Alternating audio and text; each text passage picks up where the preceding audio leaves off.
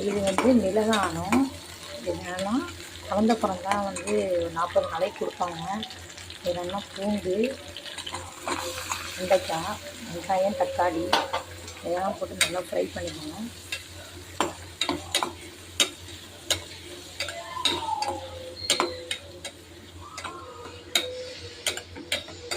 வதங்க விடணும். நல்லா வதங்கினோன்னா இந்த இதில் இந்த குழம்புல வந்து மிளகு தான் கூட போடணும். மிளகு தான் கூட இருக்கணும். இதுதான் வந்து வயிற்றில் உள்ள புண்ணு ஆற்றும். குழந்த பிறந்தவங்களுக்கு வந்து வயிற்றில் புண்ணு இருக்கும். அந்த குழந்தை பெற்றதுனால அந்த ஒரு இது புண்ணாக இருக்கும்.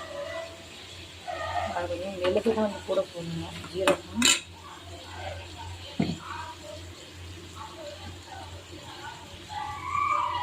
மஞ்சத்தூள் நல்லா வதக்கிட்டு, ஆனால் குழந்தை பெற்றவங்களுக்கு மஞ்சத்தூள் போடக்கூடாது. நம்ம சும்மா வீட்டில் செய்கிறதுனால மஞ்சத்தூள் போட்டுக்கலாம். இது அதிகமாக நல்லெண்ணெய், இது வந்து நல்லெண்ணெயில் செய்யணும். இந்த குழம்பு வந்து நல்லெண்ணெயில் செய்யணும். நல்லா வதங்கணும். இதில் நம்ம தேங்காய் ஊற்றக்கூடாது. அதனால சொல்லிட்டு திக்னஸ்க்கு வந்து மல்லி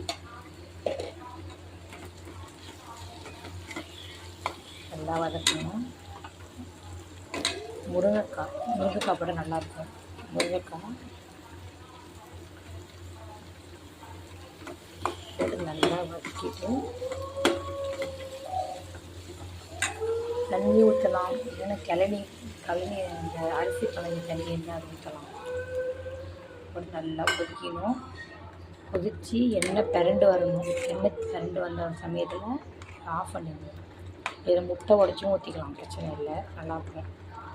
குழந்தை பெற்றவங்களுக்கு கொடுப்பாங்க. இதில் என்னென்னா வெங்காயம், பூண்டு, சுண்டைக்காய், தக்காளி, பச்சை மிளகா போடக்கூடாது. மிளகு காரம், மிளகு கூட போடணும். மிளகு கொடுக்கணும். மஞ்சத்தூள், மல்லித்தூள், ஜீரகத்தூள், இதான் இவ்வளோதான். உப்பு நல்லா கொதித்து எண்ணெய் வெளியில் அந்த சமயத்தில் ஆஃப் பண்ணிக்கணும். இப்போ நான் புளி ஊற்றினேன். புளி வந்து ஆப்ஷன் தான். புளி ஊற்றினாலும் ஊற்றலாம், இல்லைன்னா தக்காளியோட புளிப்பு தான். நான் லேசாக புளி ஊற்றிக்கிட்டேன். குழந்த பிறந்தாலும் மஞ்சள் புளிலாம் ஒரு 10 நாளைக்கு சேர்க்க வேணும்னு சொல்லுவாங்க. அதனால் அவங்களாம் வந்து போட மாட்டாங்க.